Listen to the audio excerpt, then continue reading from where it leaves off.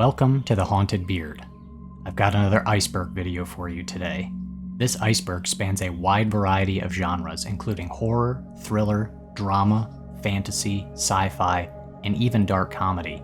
But all of these films have one underlying theme: mystery. And so today, I give you the mystery movie Iceberg. I put this one together myself. It consists of 105 movies in 8 tiers. Let's begin with Tier 1, the entry level. These are the most well-known mystery films, and ones that typically only require one viewing to fully understand. Kicking things off, we have The Fugitive, released in 1993, directed by Andrew Davis, starring Harrison Ford and Tommy Lee Jones. A murdered wife, a one-armed man, an obsessed detective, the chase begins. In The Fugitive, Dr. Richard Kimball, played by Harrison Ford, is unjustly accused of murdering his wife, and he must find the real killer while being the target of a nationwide manhunt led by a seasoned U.S. Marshal played by Tommy Lee Jones. In my opinion, this is a staple of 90s action thrillers. The film is fast-paced, exciting, and both Ford and Jones are great in their roles. The Sixth Sense, released in 1999, directed by M. Night Shyamalan, starring Bruce Willis and Haley Joel Osment. I credit this as being my first horror movie I ever watched. But believe it or not, I didn't grow up watching horror as a young kid, and I was about 11 or 12 when I first watched this, and it left quite an impact. I remember 2 scenes in particular standing out to me and really freaking me out, even leaving more of a memorable impression than the twist ending. The first scene is when Cole sees the ghost of a young boy who tells him, "Let me show you where my dad keeps his gun." He then turns around and you see a chunk of his skull missing. The other scene is the one when Cole discovers the young girl's mother was poisoning her. There is actually an entire video of me talking more about this film, as Ken Sledge from Sledgehammer Horror reached out to me and interviewed me talking about my first horror film. Check it out. Clue, released in 1985. This whodunit parody is based off the popular board game, and in it, 6 guests are anonymously invited to a strange mansion for dinner. But after their host is killed, they must cooperate with the staff to identify the murderer as the bodies pile up. The film is also well known for having shot 3 different endings, and one of the 3 endings was shown at each theater. Knives Out and Glass Onion, released in 2019 and 2022, written and directed by Rian Johnson, starring Daniel Craig as the lead detective Benoit Blanc. Both of these films are great nods to classic whodunit mystery stories. The studded casts in both are great, the humor shines through, and the stories are very entertaining and packed with unexpected reveals and many twists and turns. I'm a huge fan of both of these films, and highly recommend them. Wind River, released in 2017, written and directed by Taylor Sheridan, starring Jeremy Renner and Elizabeth Olsen. In the film, a wildlife officer who is haunted by a tragedy that happened because of him teams up with an FBI agent in solving a murder of a young woman on a Wyoming Native American reservation. During the course of the shoot, writer-director Taylor Sheridan was visited on set by some Shoshone tribal leaders who astonished him with the revelation that at that very time there were 12 unsolved murders of young women on a reservation of about 6,000 people. Due to a 1978 landmark government ruling involving police jurisdiction which hindered the legal process on reservations, many criminals go unpunished indefinitely for serious crimes. Get Out, released in 2017, written and directed by the one and only Jordan Peele, starring Daniel Kaluuya and Allison Williams. In the film, a young African-American visits his white girlfriend's parents for the weekend, while his simmering uneasiness about the reception of him eventually reaches a boiling point. Get Out is a scathing social satire with depth done in such a way only Jordan Peele can do. Daniel Kaluuya was given the lead role on the spot after completely nailing his audition. Peele said Kaluuya did about 5 takes of a key scene in which his character needs to cry, and each was so perfect that the single tear came down at exactly the same time for each take. Manhattan Murder Mystery, released in 1993, written and directed by Woody Allen, starring Woody Allen and Diane Keaton. This is another comedic mystery, and this one tells the story of a middle-aged New York married couple, Larry and Carol Lipton, who suspect foul play when their neighbor Lillian suddenly drops dead. The film is loaded with Allen's signature witty and neurotic brand of humor. Woody Allen was actually inspired in part by the Thin Man series of movies, which we'll actually be covering later on in the Iceberg, as he modeled his main characters after Nick and Nora Charles, the main characters in that series of films. To me, this is a great hidden gem. I'm a fan of Allen's writing and humor. Him and Keaton have great on-screen chemistry, and the mystery of the film is very engaging. Scream, released in 1996, directed by Wes Craven. Look, what can I say about this that hasn't been said already? It is one of my personal favorites. Matthew Lillard is absolutely hysterical, and Randy is one of my all-time favorite characters. I love the writing, I love the humor, I love the mystery. It's a certified classic in my opinion, and it is an endlessly rewatchable film. I have a full review for this on my channel as well as the rest of the films in the franchise, so check them out if you want more of my thoughts. The Spanish Prisoner, released in 1996, written and directed by David Mamet, starring Steve Martin and Campbell Scott. In the film, an employee who develops a lucrative secret process for his corporation is tempted to betray the company when higher-ups attempt to take the process from him. Pretty soon, he's on the run, framed for murder, and wondering who he can really trust. This is another hidden gem from the 90s that I would highly recommend. Steve Martin plays completely against type here and does a solid job. Mamet is known for his unique dialogue, and when you mix that in with some corporate espionage and a sinister con game, you've got a winning recipe. Death Trap, released in 1982, directed by Sidney Lumet, starring Michael Caine and Christopher Reeve. This is another darkly comedic whodunit mystery that is based on a stage play, and the film is presented in a similar fashion, as it mostly all takes place in one location with just a few main characters. In Death Trap, a struggling playwright, played by Michael Caine, invites a young writer, played by Christopher Reeve, to his home to discuss a script, but the meeting spirals into a deadly game of deception and betrayal. And that's all I want to say about this one, but this was an absolute joy to watch unfold. It does what the best mysteries do, in that it keeps you guessing until the end. It surprises you multiple times along the way, and this is another hidden gem I would highly recommend. LA Confidential, released in 1997, directed by Curtis Hanson, starring Russell Crowe, Kevin Spacey, Guy Pearce, and Kim Basinger. This neo-noir, hard-boiled cop drama tells the story of three policemen, each with his own motives and obsessions, who tackle corruption surrounding an unsolved murder in the early 1950s. Part conspiracy thriller, part police procedural, and part whodunit mystery, features strong performances, a dense and engaging story, and a fully immersive 1950s Los Angeles. The Nice Guys, released in 2016, written and directed by Shane Black, starring Russell Crowe and Ryan Gosling. In 1970s Los Angeles, a mismatched pair of private eyes investigates a missing girl and the mysterious death of a porn star. Okay, I'll just say it, this movie is fantastic. This is a buddy cop, comedic neo-noir, and I love it. Crowe and Gosling's chemistry is wonderful. The scene with Gosling shaking in the elevator after watching a guy being thrown out the window kills me every time. Black's dialogue and characters he writes are so good. I love the 70s aesthetic, the style, the cars, the costumes, and the central mystery is thoroughly engaging. Seven, released in 1995, directed by David Fincher, starring Brad Pitt and Morgan Freeman. One of my absolute all-time favorites. In addition to being one of the best mystery films, it's also one of the best serial killer movies. This is another one I feel like needs no introduction. Everything about this film works at a very high level. The world Fincher creates through the production design and the murder set pieces makes you feel like you need to take a shower after watching it. Even the opening credits is memorable, and it perfectly sets the tone for the entire film. And to cap it all off, it features one of the best and most brutally devastating twist endings I've ever seen. If by some rare chance you haven't seen it yet, I order you right now, pause this video, and go watch it.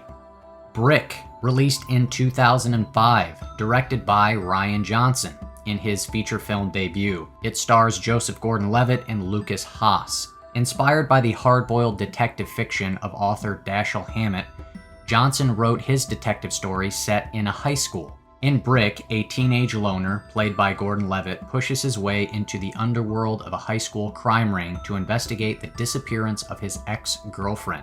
In addition to being inspired by Hammett, Johnson was also influenced by the well-known Japanese anime series Cowboy Bebop for the film's visuals. Lead character Brendan's hair, personality, and distinctive walk were all inspired by Bebop's lead character Spike Spiegel. The film's dialogue is one of the most memorable aspects, as the characters speak like Humphrey Bogart and deliver this 1930s type dialogue, and it just totally works. Memorable characters and another twisty mystery make this a must-watch. The Usual Suspects, released in 1995, directed by Bryan Singer, starring Kevin Spacey, Gabriel Byrne, and Chaz Palminteri. The greatest trick the devil ever pulled was convincing the world he didn't exist. Another personal favorite of mine, The Usual Suspects, is about the sole survivor of a peer shootout who tells the story of how a notorious criminal influenced the events that began with 5 other criminals meeting in a seemingly random police lineup.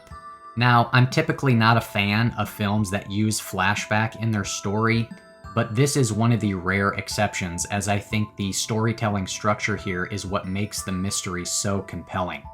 The film introduces us to the mythic criminal mastermind Kaiser Soze. It features great performances all around, especially from Spacey. The lineup scene that occurs early on in the film is freaking hilarious and a definite standout, and the film builds to a jaw-dropping climax and features one of the best twist endings of all time. I get shivers every time I watch it. Identity, released in 2003, directed by James Mangold, starring John Cusack, Ray Liotta, and Amanda Peet. A solid early 2000s whodunit mystery. In Identity, 10 strangers become stranded at a desolate Nevada motel during a nasty rainstorm. Shortly after becoming acquainted with one another, they start getting killed off one by one. This type of story setup, where you have a smaller cast of characters at one location who start being murdered, and they have to figure out who the killer is, this is a concept for me that will never get old. This is a tight, fast-paced 90-minute thriller, and the film even gives off a little bit of slasher vibes, and it's another one that has a pretty solid twist ending as well. Dressed to Kill, released in 1980, written and directed by Brian De Palma, starring Michael Caine, Angie Dickinson, and Nancy Allen. In Dressed to Kill, a mysterious blonde woman kills one of the patients of a psychiatrist and then goes after the high-class hooker who witnessed the murder. I have a full review for this movie on my channel, and in my review, I call it a Hitchcockian giallo slasher film. So yeah, this one has quite a bit going for it. If you're a fan of any of those, I would highly recommend it, as De Palma is able to pay homage to all of those, but still make something uniquely his own. The film subverted my expectations multiple times throughout. It has a lot of great style, great suspense building, and solid kills. Next up is the ambiguous endings tier, and I'm going to go ahead and issue a spoiler warning for this tier specifically, as I will be discussing the endings of these films. These are the films that may or may not feature a central mystery, but due to the nature of their endings, there is some type of mystery or ambiguity the film leaves you with. Let's start off with The Shining, released in 1980, directed by the great Stanley Kubrick, starring Jack Nicholson and Shelley Duvall. This is another film that needs no introduction. It's a classic in every sense of the word, and it's perhaps my favorite horror film of all time. And it gives us one of the best antagonists in movie history. Throughout the film, we witness countless iconic shots and scenes, and we watch as Jack Torrance slowly succumbs to the evil that occupies the Overlook Hotel, and gradually descends into homicidal madness. Some of the mysteries we are confronted with cause us to ask, what is the secret to Room 237? What kind of evil is contained inside the Overlook Hotel, and what is its cause? And seriously, what's with that random dude in the bear costume? The film has been the subject of endless examination and analysis, even causing some to believe this is a film about the genocide of the Native Americans, and others believe this is Stanley Kubrick confessing that he helped NASA fake the moon landing. But the biggest mystery is in how one interprets the final shot of the film. What we see is an old photo of a dinner party at the Overlook Hotel from decades before the events of the film transpired. And there, front and center, is our main character, Jack Torrance. What does this mean? Is Jack just a person who is forever caught in this continuous reincarnate cycle where he can't avoid the Overlook Hotel? Is he perhaps the evil presence in the hotel that has existed there for many years and will forever be a part of the hotel? Or is there something else going on entirely? However one interprets it, the film is endlessly rewatchable, and the nature of the ending is what causes us to continue to revisit this masterful film. The Thing, released in 1982, directed by John Carpenter, starring Kurt Russell. Certainly one of the most beloved horror films of all time, and featuring probably the greatest practical horror effects of all time. The Thing is in a league of its own.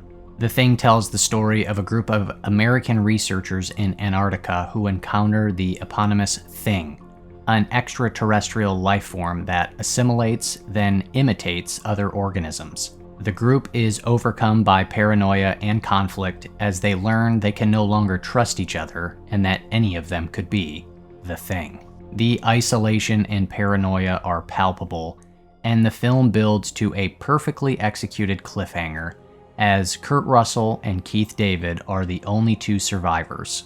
Has the Thing been destroyed, or is it one of them? And if so, who is it? All they can do is sit in the Arctic cold and see what happens.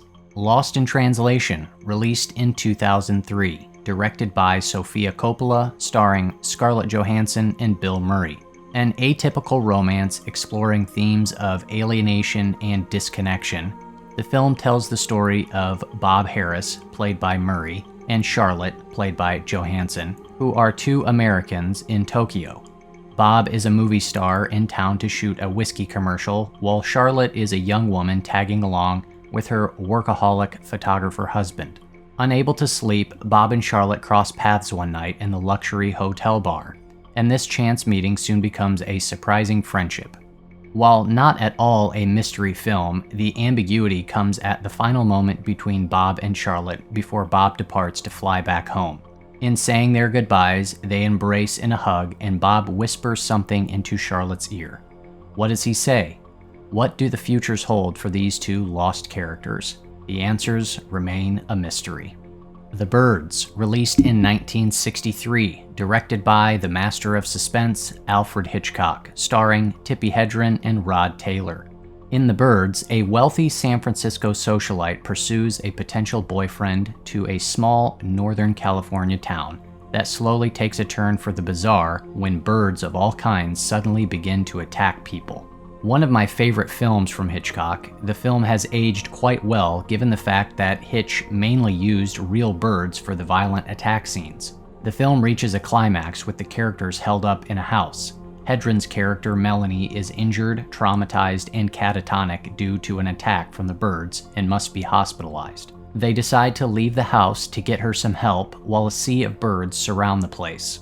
Slowly and carefully they make their way to the car. They get in and drive off into the night with the birds watching. We never get an explanation for the birds' behavior, and we never find out the fate of the characters. Hitchcock deliberately omitted any rational explanation for the behavior of the birds.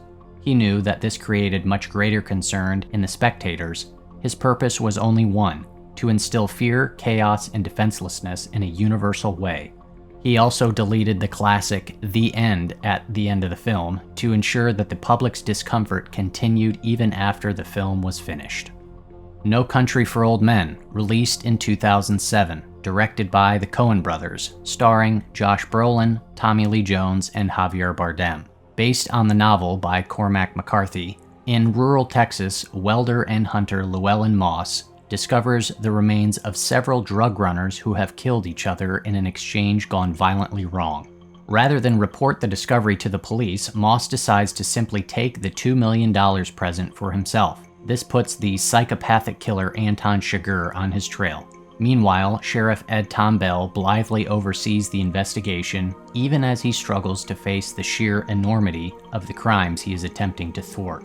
Dealing with themes regarding the chaos and randomness of life, and exposing the cold, harsh reality that the good guys rarely win, No Country for Old Men perfectly sums up its message with its tagline, "You can't stop what's coming." No Country reaches its anticlimax ending after Moss has been killed and Chigurh escapes with the money, and we are left with Sheriff Bell recalling two dreams to his wife. In the first, he lost some money his father had given him. In the other, as he rode through a snowy mountain pass, his father rode past him to prepare a campfire ahead. And then he woke up. Cut to black. I adore this film. The ending is perfectly ambiguous and perplexing, but the more you think about it and consider the film's themes, it has something valuable to say. Age catches up to us all. The world keeps moving. The nature of things is constantly evolving and changing to the point we all feel lost, inadequate, and that we no longer have a place in this world. It really is No Country for Old Men.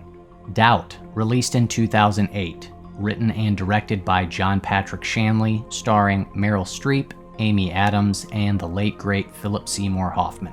Set at a Catholic school in the Bronx, it centers on a nun who becomes convinced that the priest has or is planning to have an improper relationship with a student, and she is determined to force him to leave the school. Featuring powerful performances all around, the central mystery of the film centers on whether or not Father Flynn, played by Hoffman, is guilty of inappropriate conduct with a student or not. Sister Aloysius, played by Streep, becomes more and more convinced he is guilty, only she has no actual evidence than her own personal instincts and conviction. Flynn maintains his innocence, but Sister Aloysius threatens blackmail if he doesn't resign. Fearing scandal and the sister's threats, he relents and requests a transfer from the school. At first, the sister believes that his resignation is proof of his guilt, until suddenly she breaks down and cries, and admits even she has doubts. Such doubts, she says, and we do too. American Psycho, released in 2000, directed by Mary Harron, starring Christian Bale, and based on the novel by Bret Easton Ellis. Bale plays Patrick Bateman, a handsome, well-educated, and intelligent 27-year-old man living his own American dream. He works by day on Wall Street, earning a fortune. At night, he descends into murderous madness and experiments with fear, violence, and hedonistic fantasies. The film blends slasher, psychological horror, and black comedy to satirize 1980s yuppie culture and consumerism. Toward the end of the film, Patrick calls his lawyer and confesses to murdering nearly 40 people. Bateman then goes to the apartment of one of his victims, Paul Allen, intended on cleaning it, due to the fact that his dead, rotting corpse is still inside. However, when he arrives, he sees the apartment has been listed for sale and is being shown to potential buyers. The realtor tells Patrick the apartment never belonged to a Paul Allen. Shortly after, he speaks to his lawyer and discovers the lawyer interpreted the voicemail as a joke. Bateman insists by confessing to the murders again, specifically mentioning Allen's, but his lawyer says it's impossible as they recently had dinner with Allen in London.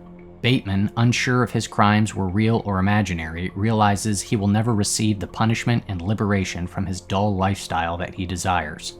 And we're left with asking, were the murders real, or were they really just a figment of Bateman's imagination? Inception, released in 2010. Directed by Christopher Nolan, starring Leonardo DiCaprio, Joseph Gordon-Levitt, Marion Cotillard, Tom Hardy, and a whole bunch of other people. In the film, Dom Cobb, played by DiCaprio, is a thief with the rare ability to enter people's dreams and steal their secrets from their subconsciouses. His skill has made him a hot commodity in the world of corporate espionage, but has also cost him everything he loves. Cobb gets a chance at redemption when he is offered a seemingly impossible task: plant an idea in someone's mind. If they succeed, it could be the perfect crime. But no amount of careful planning or expertise can prepare the team for the dangerous enemy that seems to predict their every move. I'll never forget watching this film in the theater when it first came out and just being in awe throughout a lot of it. One of the most creative and original films I've seen, with such a captivating story. The film builds to a perfectly ambiguous ending where Cobb, after having succeeded in his mission, is finally able to return home to his family, knowing his totem is a top which, if dreaming, will never stop spinning. He arrives home and sees his kids. He spins a top on the table, but ignores its outcome to be with his family, and we are left to watch with bated breath. It shakes and wobbles ever so slightly, but continues to spin, and then the film cuts to black. Absolute perfection. Next up, we have the old school mystery tier. And I wanted to make sure I didn't front load this iceberg with only more modern films. Some of these films would be considered classics and others might be lesser known simply because of how old they are. Nevertheless, all of these are worth seeking out and provide compelling mysteries in their own right. Vertigo, released in 1958, directed by Alfred Hitchcock, starring Jimmy Stewart and Kim Novak. In the film, former San Francisco police detective Scotty Ferguson retires from the force after developing acrophobia and vertigo. He is approached by an old acquaintance named Gavin, who hires him to follow his wife Madeline, whose behavior has become increasingly erratic. As Scotty investigates, he becomes entangled in a complex and unsettling mystery that challenges his perceptions of reality, identity, and obsession. This is obviously another classic and one of my all-time favorite Hitchcock films. I love the visuals, the use of colors, Stewart's performance is great, and the film is a fascinating portrayal of obsession. Chinatown, released in 1974, a neo-noir mystery directed by Roman Polanski starring Jack Nicholson and Faye Dunaway. In 1937 LA, private investigator Jake Gittes is hired by a woman to track her husband to confirm if her suspicions are true that he is cheating on her. His target, Hollis Mulray, is the chief engineer of the LA Department of Water and Power. Gittes eventually witnesses Mulray meeting with a young, unknown woman who is not his wife. However, once the news hits the media, Gittes suspects that Mulray is being framed and set up. Assisting Gittes on the case is Mulray's wife, Evelyn. However, Gittes suspects that she isn't being completely honest with him. Further investigation leads Gittes to uncover a web of deceit, conspiracy, corruption, and murder. What secrets are the Mulrays hiding? Another classic featuring what many consider to be the greatest screenplay ever written, and the script is used as a model taught in screenwriting seminars and classes everywhere. The Thin Man, a comedic mystery released in 1934 directed by W.S. Van Dyke. Based on the novel by Dashiell Hammett, the film stars William Powell and Myrna Loy as Nick and Nora Charles, a leisure class couple who enjoy copious drinking and flirtatious banter. In the film, we are introduced to a woman named Dorothy, who visits her father Clyde to tell him that she's going to get married. Before traveling, her father opens the safe to get some stock certificates to give her as a wedding gift, and realizes that his mistress has stolen them. When Clyde vanishes and his mistress Julia is killed, his daughter Dorothy approaches Nick and Nora to investigate the mysterious disappearance. When two other men are killed and Clyde is accused of murder, Nick invites all the suspects to have dinner with Nora and him and resolves the case, disclosing the real criminal. Powell and Loy are great in their roles, and their on-screen chemistry is a joy to watch, as their banter is very funny and makes them both so relatable and likable. And the mystery is also really well done. The Thin Man is a clear inspiration for films like Knives Out and The Glass Onion. The film was followed by 5 sequels, of which I've only seen the first sequel titled Another Thin Man, but would also highly recommend that film as well. Last Year at Marienbad, released in 1961, a French psychological mystery drama directed by Alain Resnais. At a weekend gathering, a man tries to convince a woman that they had met there and spent some time together the previous year. The woman has no recollection whatsoever of having met this man and is convinced that he is just making all of this up.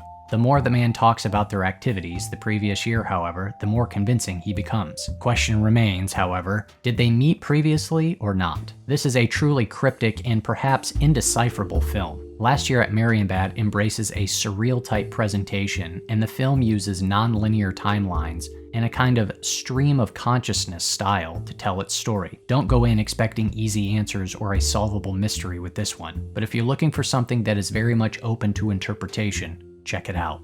Charade, a romantic comedy mystery thriller released in 1963, directed by Stanley Donen, starring Audrey Hepburn and Cary Grant. Occasionally referred to as the best Alfred Hitchcock film not directed by Alfred Hitchcock, Charade tells the story of Regina Lambert, played by Hepburn, who falls for the dashing Peter Joshua, played by Grant, while on a skiing holiday in the French Alps.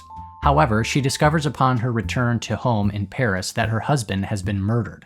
Soon she and Peter are giving chase to 3 of her late husband's World War II cronies, who are after $250,000 the 4 of them stole while behind enemy lines during the war. Another film with great on-screen chemistry. Both Hepburn and Grant are so charming and charismatic. The film also has some solid suspense and features a nice surprise ending. Murder on the Orient Express, released in 1974, directed by Sidney Lumet, starring Albert Finney, Lauren Bacall, Ingrid Bergman, Sean Connery, and a whole bunch more classic Hollywood actors, based on the novel by Agatha Christie. Upon returning to England, famed Belgian detective Hercule Poirot finds himself traveling on the Orient Express. One of the passengers informs Poirot that he is receiving anonymous threats and asks him to act as his bodyguard. Poirot declines, but when the man is found the next morning stabbed to death, it is apparent that the threats he received were very real.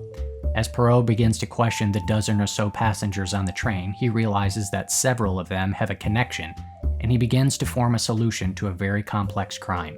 84-year-old Dame Agatha Christie attended the movie premiere in November of 1974.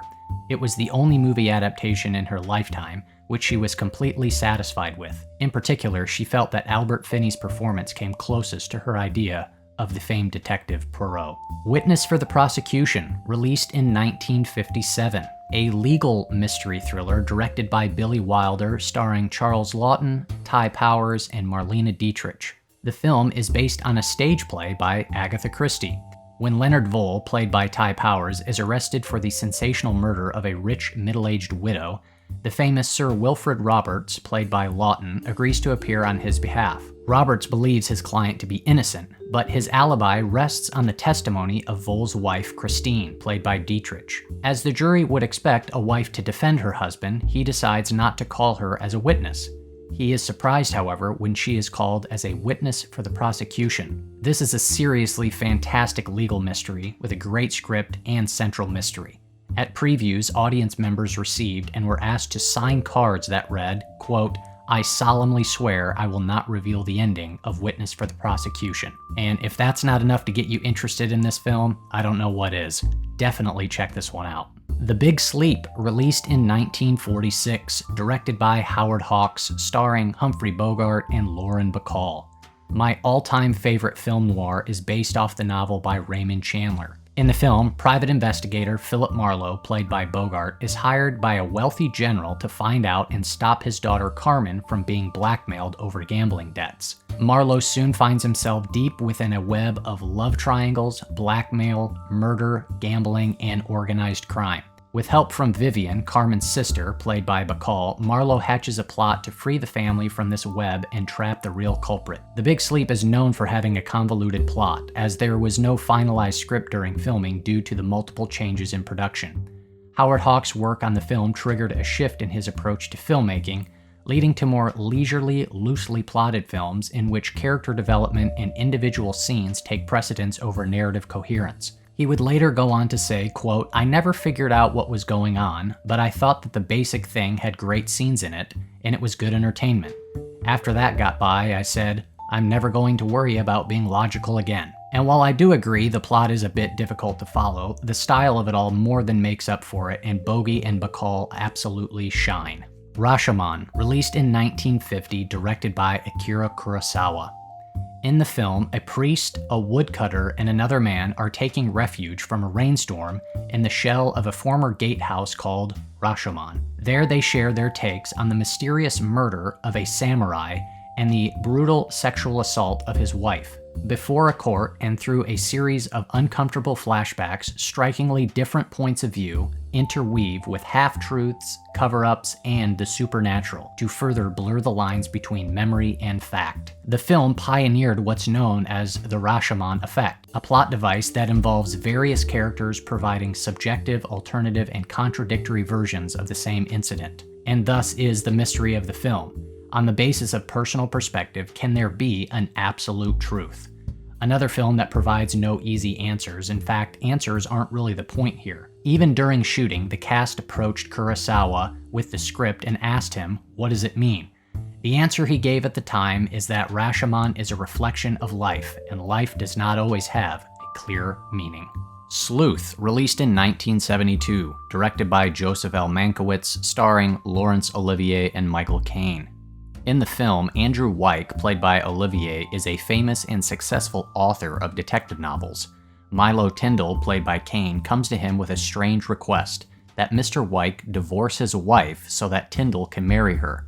Wyke is not particularly perturbed by this. He and his wife have drifted apart and he is having an affair with another woman anyways. But he uses the meeting and Mr. Tyndall's request as a chance to play a game with potentially deadly consequences. This is another film with a stage play type presentation, shot basically all in one location with just a small cast of characters, and this was a joy to watch. Both of these screen legends go toe-to-toe in a battle of wits. Who is playing who? Who's going to have the upper hand by the end? This is a great mystery. Definitely check this one out. As we move further down the mystery movie iceberg, next we arrive at the sci-fi mystery tier. I felt like this subgenre needed its own tier on the iceberg as it features some of the best and my personal favorites. So let's dig into some of the mind-blowing mysteries of the universe in movie form. Starting off with Donnie Darko, released in 2001, directed by Richard Kelly, starring Jake Gyllenhaal and Jenna Malone.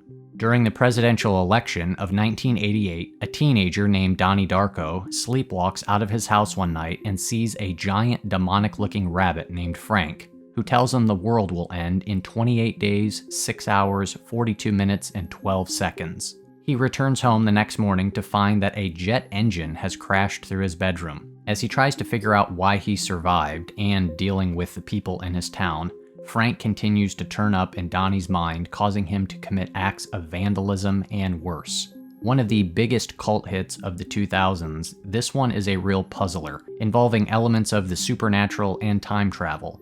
Known for a breakout performance from Gyllenhaal and an iconic antagonist in Frank the Bunny, the film also has a special edition director's cut version that significantly changes the viewing experience from the theatrical version. Event Horizon, released in 1997, directed by Paul W.S. Anderson, starring Sam Neill and Lawrence Fishburne. It is the year 2047, and 7 years have passed since the mysterious disappearance of the Event Horizon, a spaceship that was sent to explore the outer limits of our solar system. When the ship suddenly reappears, a rescue squad is sent to investigate. When they board the ship, they learn that the Event Horizon has been somewhere beyond space and brought something back with it that is an unspeakable evil. This is such a fun one, and while some of the visual effects haven't aged too well, the story and the direction it goes more than make up for it. The film is also known for having a director's cut that has unfortunately been lost. Director Anderson was forced to cut roughly 40 minutes of the film due to audience members' reactions at advanced screenings. The original cut contained sequences that were deemed far too graphic and extreme for general audiences, and according to cast member Jason Isaacs, some of the cut footage that was filmed was even described as containing, quote, things that are illegal to do now and probably illegal to do then. Triangle, released in 2009, directed by Christopher Smith, starring Melissa George. In high hopes of blowing off steam, Jess, played by Melissa George, decides to go on a sailboat trip with her friends. However, before long, a nightmare storm is brewing, and just like that, their luxurious yacht is soon capsized by a massive wave. Now helpless and in the middle of the ocean, Jess and the rest of the survivors board an eerily abandoned cruise ship, only to realize that they are trapped in the vessel's maze-like corridors. Now, amongst feelings of deja vu, Jess comes to the realization that her and her friends are being hunted down by a killer aboard the ship. How can they ever escape? This is another fun one, and in my opinion, it is the epitome of a hidden gem. It definitely keeps you on your toes, and just when you think you've got things figured out, it surprises you all over again. Arrival, released in 2016, directed by Denis Villeneuve, starring Amy Adams and Jeremy Renner. Linguistics professor Louise Banks, played by Adams, leads an elite team of investigators when gigantic spaceships touch down in 12 locations around the world. As nations teeter on the verge of global war, Banks and her crew must race against time to find a way to communicate with the extraterrestrial visitors. Hoping to unravel the mystery, she takes a chance that could threaten her life and quite possibly all of mankind.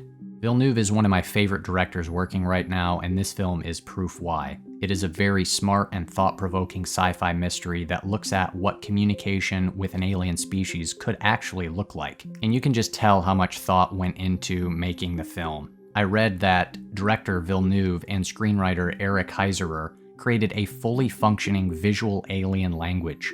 Those two and their teams managed to create a logogram Bible, and these are the visual symbols that communicate the aliens' language. This Bible included over 100 different completely operative logograms, 71 of which are actually used in the film. 12 Monkeys, released in 1995, directed by Terry Gilliam, starring Bruce Willis, Brad Pitt, and Madeleine Stowe. In the film, an unknown and lethal virus has wiped out 5 billion people in the year 1996. A convict, James Cole, played by Willis, reluctantly volunteers to be sent back in time to 1996 to gather information about the origin of the epidemic. He's told this virus was spread by a mysterious radicalist group known as the Army of the 12 Monkeys. Cole is sent back to locate the virus before it mutates so that scientists can study it. Unfortunately, Cole is mistakenly sent to 1990, 6 years earlier than expected, and is arrested and locked up in a mental institution. This set of circumstances triggers a string of unfathomable events balancing between the past and the present. In my opinion, this is one of the very best time travel movies. It's a loose remake of Chris Marker's landmark 1962 short film titled La Jetée. It also features one of Brad Pitt's most underrated and certainly comedic performances. This is absolutely a must-watch. Looper, released in 2012, directed by Rian Johnson, starring Joseph Gordon-Levitt, Bruce Willis, and Emily Blunt. A cyberpunk mystery with time travel. In the world of Looper, when the mob wants someone to disappear, they simply send them back 30 years to the year 2047, where an assassin known as a Looper quickly carries out the hit and disposes of the body. Joe Simmons, played by Gordon-Levitt, is one of the most respected loopers around. Each kill earns him a big payday, and he's got big plans to retire to France. However, one day, as Joe patiently awaits the appearance of his next target near the edge of a remote cornfield, he's shocked to come face to face with his future self. This is another great film involving time travel, really imaginative and creative ideas, another one I highly recommend. Interstellar, released in 2014, directed by Christopher Nolan, starring Matthew McConaughey, Anne Hathaway, and Jessica Chastain. The year is 2067. With widespread famine ravaging humankind and global economies on the verge of collapse, Joseph Cooper, played by McConaughey, becomes NASA's last hope. A team of researchers determined to find answers in the vastness of space embark on a life-and-death mission to discover a compatible new home for the now endangered human race. But as Cooper leaves his family behind in search of opportunities, unfathomable mysteries unfold and crucial questions arise. This is an incredibly ambitious and absolutely beautiful and epic film. The docking scene is one of the most powerful, intense, and moving sequences I think I've ever seen, especially when it's combined with Zimmer's incredible score. The screenplay is based on the works of theoretical physicist Dr. Kip Thorne. Thorne describes the story as, quote, based on warped spacetime, the most exotic events in the universe suddenly becoming accessible to humans. Minority Report, released in 2002, directed by Steven Spielberg, starring Tom Cruise, Colin Farrell, and Samantha Morton. This is based on the short story by famous author Philip K. Dick. In the year 2054, crime is virtually eliminated from Washington, D.C., thanks to an elite law-enforcing squad known as Pre-Crime. They use 3 gifted humans called precogs with special powers to see into the future and predict crimes before they happen. John Anderton, played by Cruise, heads Pre-Crime and believes the system is flawless. However, one day the precogs predict that Anderton will commit a murder himself, and what's worse is Anderton doesn't even know the victim. He decides to get to the mystery's core and see if he's been set up and if the precogs could be wrong. Big fan of this film. It's a really solid cyberpunk mystery from the early 2000s. Contact, released in 1997, directed by Robert Zemeckis, starring Jodie Foster and Matthew McConaughey. Based on the novel by the famed astronomer Carl Sagan, who unfortunately passed away during production.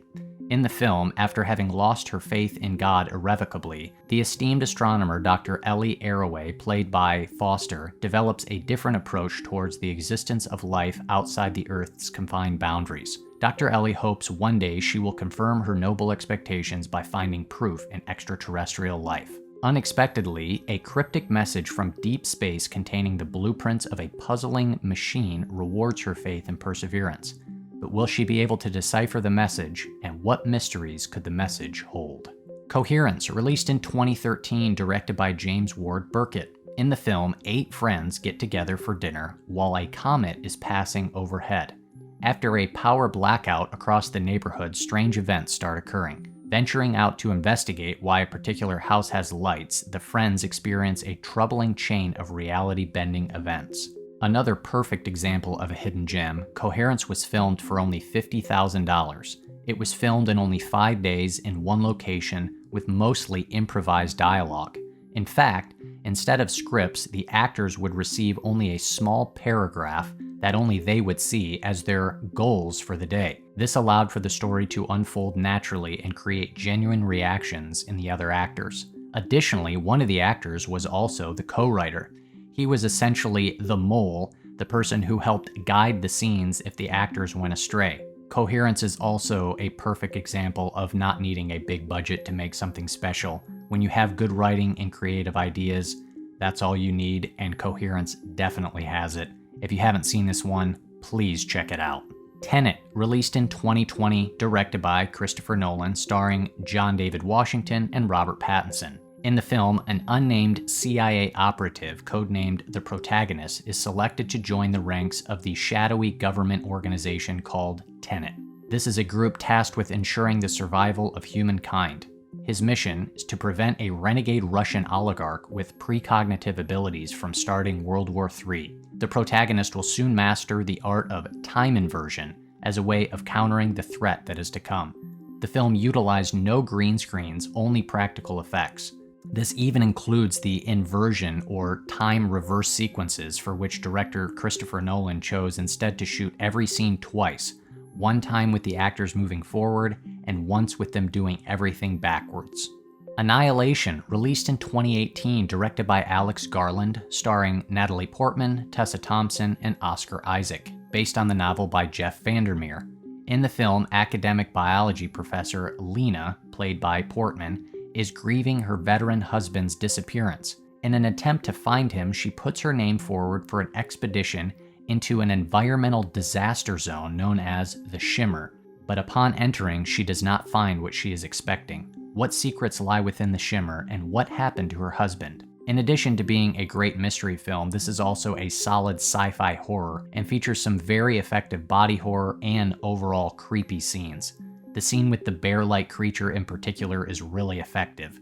A bit of trivia that I picked up on that I found interesting was that due to a poorly received test screening, a financier at Paramount became concerned that the film was, quote, too intellectual and, quote, too complicated, and he demanded that changes be made to appeal to a wider audience. These changes included making Natalie Portman's character more sympathetic and changing the ending. However, producer Scott Rudin sided with director Alex Garland in his desire to not alter the film. And I just gotta say, I'm so glad this was the case, that these guys stood their ground. I feel like it's somewhat of a rarity to have a movie that doesn't dumb things down and spoon-feed the audience. I think the ending of this film is pretty great and quite mysterious, and it really forces you to sit and think about it, which is exactly what I'm looking for in a sci-fi mystery. Predestination, released in 2014, directed by the Spierig brothers, starring Ethan Hawke and Sarah Snook.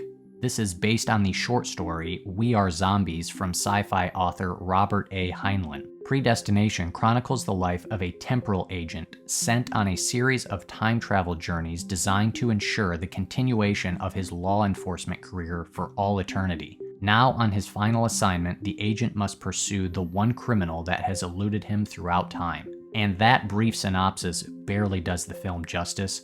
This movie is a total trip, and honestly kinda blew my mind. This one is a bit lesser known, but my goodness, if you haven't seen it, this is a must-watch. Buckle up and enjoy. Dark City, released in 1998, directed by Alex Proyas, starring Rufus Sewell, Kiefer Sutherland, and Jennifer Connelly. In the film, John Murdoch, played by Sewell, awakens alone in a strange hotel to find that he has lost his memory and is wanted for a series of brutal and bizarre murders. While trying to piece together his past, he stumbles upon a fiendish underworld controlled by a group of beings known as the Strangers, who possess the ability to put people to sleep and alter the city and its inhabitants. Now Murdoch must find a way to stop them before they take control of his mind and destroy him. This is another film that I feel like is a little bit lesser known, and this is another must-watch. It has such a unique visual style and presentation to it. I feel like it could be described as a sci-fi noir. In fact, the filmmakers cite 1940s and 50s film noir, particularly films like The Maltese Falcon, and sci-fi features like Metropolis, The Twilight Zone, and Akira as influence on the film. Our next stop on the mystery movie Iceberg is Tier 5, The Seasoned Detective. These are films that most likely will require multiple viewings to fully understand and solve the mystery, or even fully appreciate. One of my favorite things about mysteries are those that reward additional watches, as you uncover more clues and Easter eggs the more you watch. These are ones I would consider a little bit more complex and thought-provoking than the entry-level tier. Shutter Island, released in 2010, directed by Martin Scorsese, starring Leonardo DiCaprio and Mark Ruffalo. The film is based on the novel by Dennis Lehane. Shutter Island tells the story of two U.S. Marshals who are sent to a mental institution on an inhospitable island in order to investigate the disappearance of a patient. But before long, they believe they've been brought there as a part of a twisted plot by hospital doctors whose radical treatments range from unethical to illegal to downright sinister. This is just a fun one. I really enjoy this film. DiCaprio is of course very good as the lead character Teddy Daniels. It's got great cinematography, and the isolated setting of a mental institution on an island greatly contributes to the atmosphere. The Pledge, released in 2001, directed by Sean Penn, starring Jack Nicholson, Benicio del Toro, and Patricia Clarkson.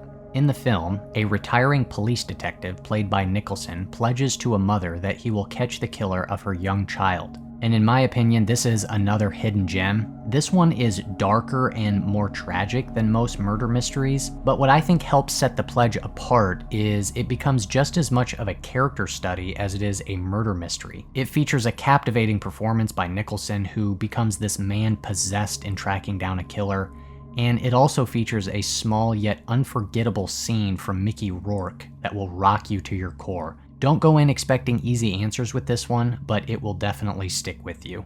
Gone Girl, released in 2014, directed by David Fincher, starring Ben Affleck and Rosamund Pike, based on the novel by Gillian Flynn. On the occasion of his 5th wedding anniversary, Nick Dunn, played by Affleck, reports that his wife Amy, played by Pike, has gone missing. Under pressure from the police and a growing media frenzy, Nick's portrait of a blissful union begins to crumble. Soon, his lies, deceits, and strange behavior have everyone asking the same dark question. Did Nick kill his wife? This great adaptation is more than just a mystery film. Gone Girl also explores the subject of marriage and relationships in such a brutal and dark way that only Fincher can do. Rosamund Pike is phenomenal as Amy in what I can confidently call one of the best acting performances in the last 20 years. Prisoners, released in 2013, directed by Denis Villeneuve, starring Hugh Jackman, Jake Gyllenhaal, and Paul Dano. In the film, Keller Dover, played by Jackman, is facing every parent's worst nightmare. His 6-year-old daughter Anna is missing. The only lead is a dilapidated RV that had earlier been parked on their street. Heading the investigation, Detective Loki, played by Gyllenhaal, arrests its driver, but a lack of evidence forces his release. As the police pursue multiple leads and pressure mounts, knowing his child's life is at stake, the frantic Dover decides he has no choice but to take matters into his own hands. But just how far will this desperate father go to protect his family? This is a gripping and brutal thriller that features perhaps a career best performance from Jackman. This is also more than just a mystery, as it digs into the dark depths of desperation one experiences as a parent of a missing child, and it asks, how far are you willing to go for your kids? And also looks at what you could be capable of when pushed to your limits. This one is not to be missed. Oldboy, released in 2003, a South Korean revenge mystery directed by Park Chan-wook, starring Min-sik Choi. In the film, Oh Dae-soo, an obnoxious drunk, is abducted on a rainy night in 1988, and he wakes up in a strange, windowless hotel room. He is kept there in captivity for 15 years, never giving an explanation as to why. Then one day, Oh Dae-soo is inexplicably released. Now it's up to him to track down the ones behind the mysterious kidnapping and finally get his brutal, longed-for revenge on the unknown tormentors. This is one of the very best revenge mysteries. This movie features a great performance from Min-Sik Choi.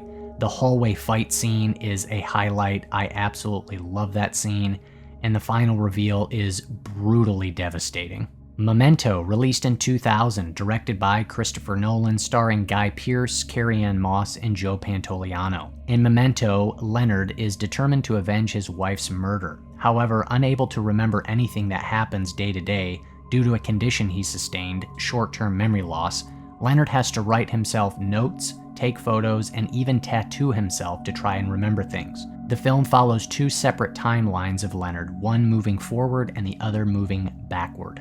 As these two stories unfold, we watch as Leonard tries to solve the mystery of who killed his wife. This is one of my all-time favorites, and in my opinion, one of the most genius scripts ever that I've seen. It provides a riveting experience that grabs you and doesn't let go. This film kind of blows my mind every single time I watch it, and the ending will leave you floored. I would imagine most of you watching this video have seen this movie, but if you haven't, please go watch it. Perfect Blue, released in 1997, directed by Satoshi Kon. This is one of only 3 animated films on the Iceberg. Perfect Blue tells the story of Mima, a teen idol and singer for a J-pop band who is encouraged by her manager to give up her singing and pursue an acting career. She agrees, however this decision doesn't sit well with one of her die-hard fans. Mima slowly begins to go insane as she is stalked by this crazed fan. Is it all a delusion, or is she really being stalked by a violent killer? Perfect Blue deals with one of my favorite mystery concepts in perception and reality. We are constantly questioning what is real and asking who or what can be trusted.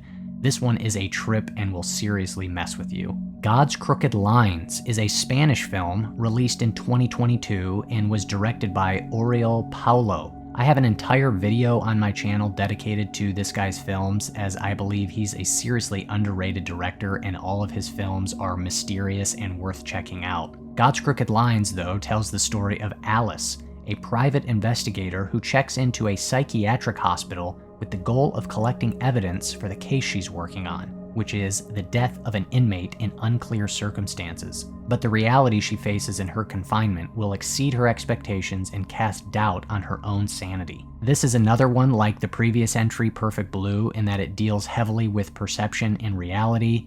I would say it's also somewhat similar to Shutter Island, so if you're a fan of that film, I highly recommend this one. The mental institution setting is really great and definitely adds to the psychological aspect of the film. The story is very compelling, filled with twists and turns. It will constantly have you guessing, and the lead performance by Barbara Lenny is also really good. Memories of Murder is a Korean film released in 2003 directed by Bong Joon-ho. In the film, an unprecedented spate of brutal homicides shakes a once peaceful, close-knit community in 1986 South Korea to its core. As tortured and assaulted bodies keep emerging, a hotshot detective volunteers to lend a hand, eager to get to the bottom of the case with the help of the baffled local officers. However, as hope turns into despair, their efforts remain fruitless. As the investigation drags on, the detectives face mounting pressure, dead-end leads, and their own frustrations, leading them deeper into a mystery that seems impossible to solve. This film is actually inspired by one of the most famous violent crime series and the first identifiable as done by a serial killer in modern South Korean history, known as the Hwasong serial murders. I love the true crime aspect here, and this film also features one of my favorite final shots of all time. I'll never forget it. JFK, released in 1991, directed by Oliver Stone, starring Kevin Costner, Tommy Lee Jones, Gary Oldman, and a truck ton of other familiar faces. This is, of course, based on the actual historical event of JFK's assassination. More specifically, though, it is based on Jim Garrison's own book, as he serves as the lead character in the film, played by Kevin Costner. Jim Garrison is a New Orleans district attorney who is unable to believe and accept the Warren Commission's official conclusion on the death of President Kennedy. Determined to prove them wrong, Garrison stakes everything to find the truth as more and more proof comes to light of a possible conspiracy and cover-up.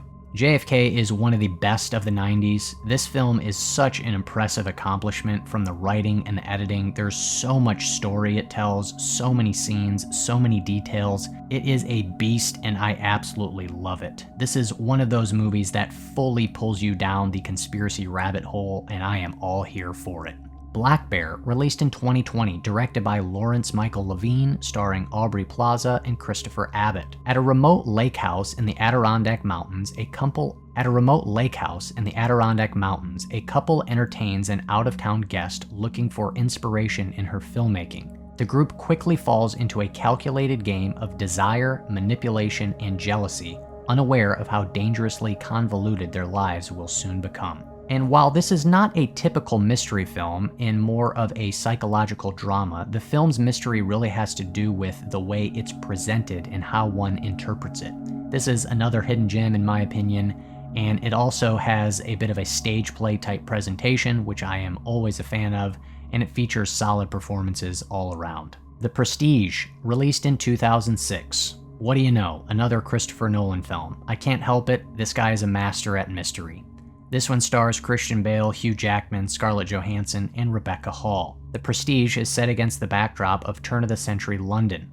It is a mysterious story of two magicians' intense rivalry that leads them on a lifelong battle for supremacy, full of obsession, deceit, and jealousy, with dangerous and deadly consequences. From the time that they first met as young magicians on the rise, Robert Angier, played by Jackman, and Alfred Borden, played by Bale, were competitors. However, their friendly competition evolves into a bitter rivalry, making them fierce enemies for life, and consequently jeopardizing the lives of everyone around them. The pacing of this film is one of the highlights for me, as the editing includes 146 time jump cuts, in which the next shot either flashes back or skips ahead to another time period of the storyline. I love the setting, the performances are solid, and the final reveal is awesome. Anatomy of a Fall, released in 2023. This French film was directed by Justine Triet. The story begins when Samuel is found dead in the snow outside the isolated chalet where he lived with his wife Sandra, a German writer, and their partially blind 11-year-old son Daniel. An investigation leads to a conclusion of suspicious death. It's impossible to know for sure whether he took his own life or whether he was killed. His wife Sandra is indicted, and we follow her trial, which pulls the couple's relationship apart.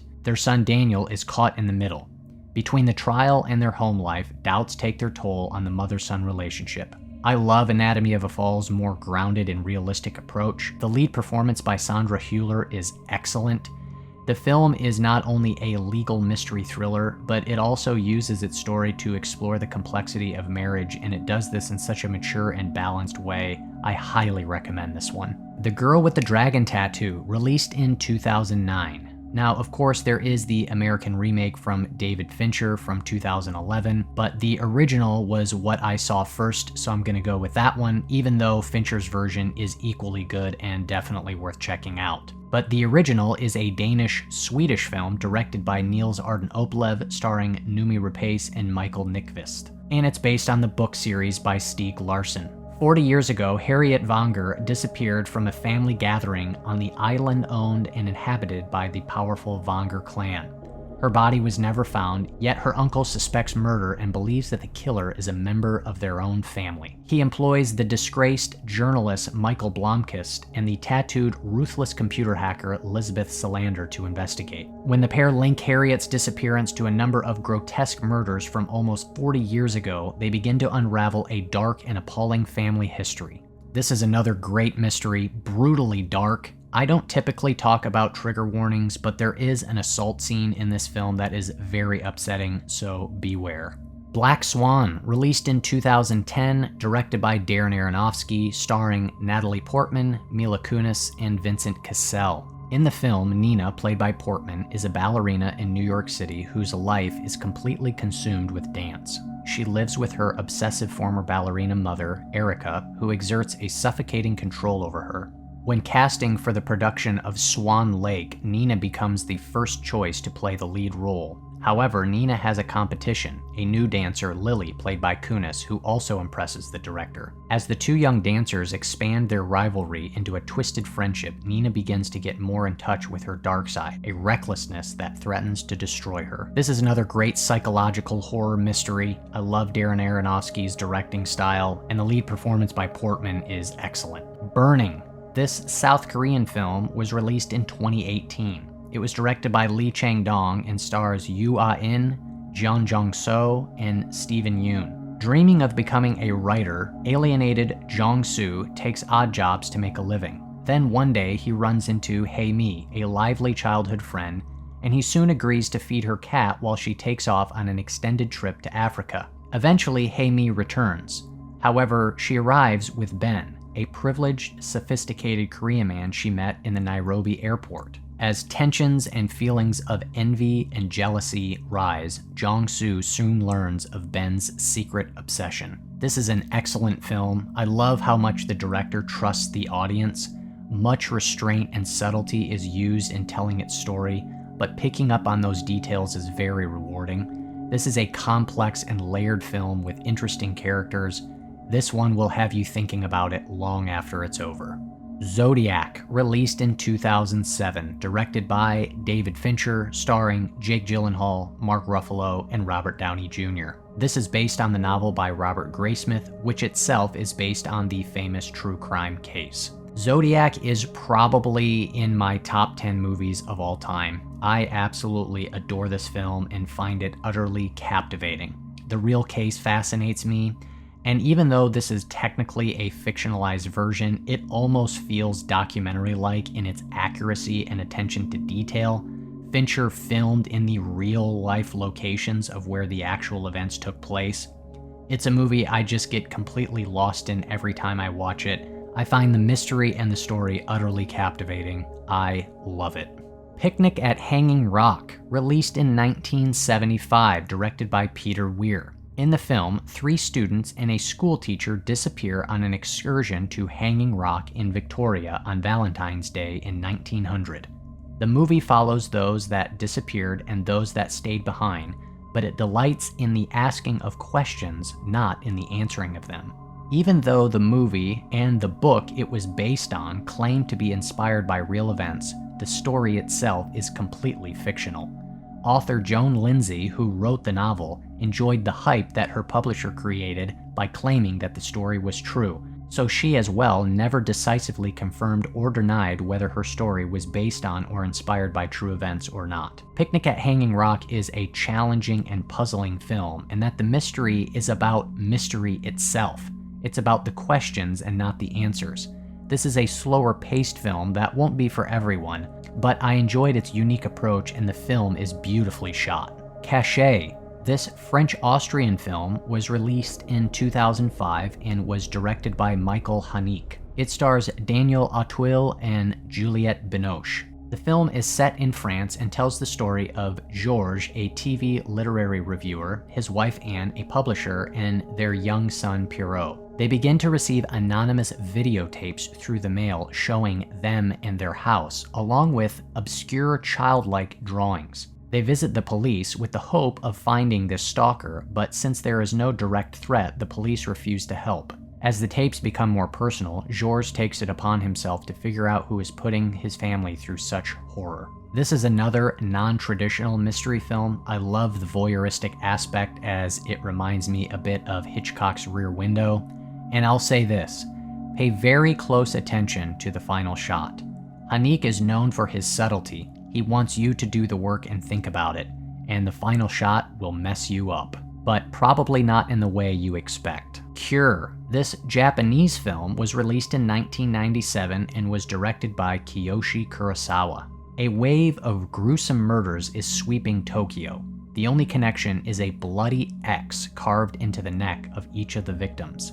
In each case, the murderer is found near the victim and remembers nothing of the crime. Detective Takabe is called in to figure out the connection, but the investigation goes nowhere. Meanwhile, an odd young man is arrested near the scene of the latest murder who has a strange effect on everyone who comes into contact with him. Eventually, Detective Takabe starts a series of interrogations with this man to determine his connection to the killings. This is an excellent psychological horror mystery.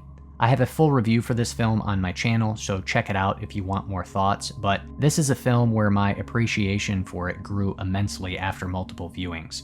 I love Kurosawa's directing style and the way he builds atmosphere. The film also has, I think, quite a bit of depth, but it requires patience. It contains a surface-level mystery, but it is also about themes and ideas, and part of the mystery is in deciphering them and trying to figure out what Kurosawa is trying to say. Highly recommend this one. Resurrection, released in 2022, directed by Andrew Semmons, starring Rebecca Hall and Tim Roth. I also have a full breakdown video of this film where I go in depth regarding its themes and my interpretation of it. Haunted by harrowing memories of abuse, emotionally scarred Margaret, played by Hall, is a single mother and a dynamic executive on top of her game. However, trouble is brewing.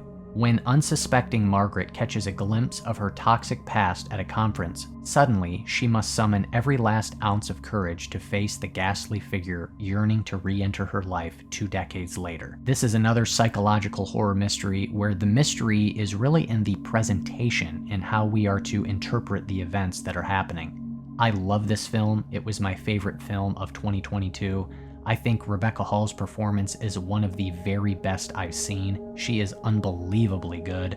I love the way the film tells its story. It's eerie and unsettling, and if you haven't seen it, please go watch it. Next up, we arrive at Tier 6, the David Lynch tier. In my opinion, there's no one better at mystery than David Lynch, and so to me, he deserved his own tier on the Iceberg. He has the rare ability to confuse and captivate at the same time. His films are perplexing, disturbing, unsettling, and totally immersive. No one can make you feel the way Lynch can. Let's kick things off with Mulholland Drive, released in 2001, starring Naomi Watts, Laura Herring, and Justin Theroux. This surreal and complex mystery is one of my all-time favorites.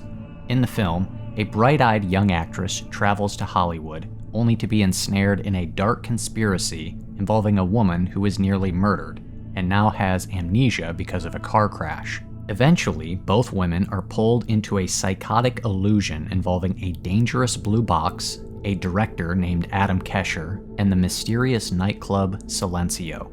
This is one of the most intricately plotted mystery films I've ever seen. In fact, Lynch, who is notorious for providing no answers to the mysteries and interpretations of his films, actually provided a list of 10 clues to help the viewer solve the mystery of the film. I have a video on my channel where I dive into these clues and provide my answers to them. Some of the highlights in the film for me are the scene at Club Silencio.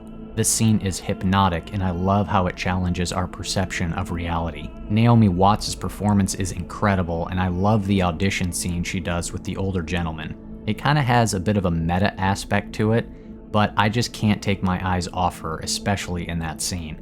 And of course the scene at Winky's Diner, containing maybe my favorite jump scare of all time.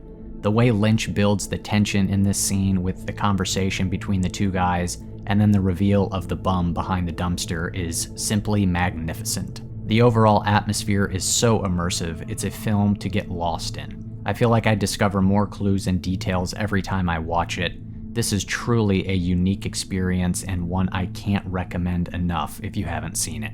Lost Highway, released in 1997, starring Patricia Arquette, Bill Pullman, and Balthazar Getty. The story follows a musician named Fred, played by Pullman, who begins receiving unmarked videotapes of his home before he is abruptly convicted of murdering his wife, played by Arquette. On death row, he inexplicably morphs into a young man named Pete Dayton, played by Getty, leading a completely different life.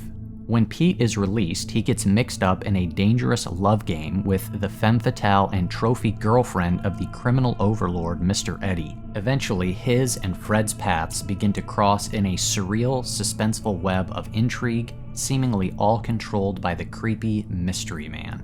This one is a complete head trip, and while I feel like I have a decent grasp on the film's story and meaning, there are still some unsolved parts.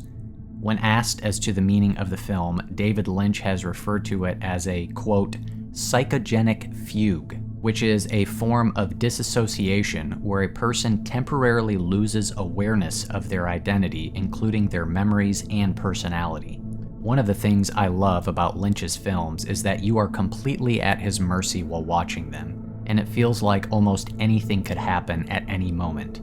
It makes his films so engaging and exciting to watch because you know something unexpected is right around the corner, and you can't wait to see where he takes you on the journey. My favorite scene is when the mystery man visits Fred at the dinner party. This scene is so creepy, and it's one of those scenes that perfectly epitomizes Lynch's style. When you're watching it and you just think, what in the world is going on? I live for those types of experiences in movies, and Lynch's films are loaded with them. Next up, we have Eraserhead, released in 1977, starring Jack Nance.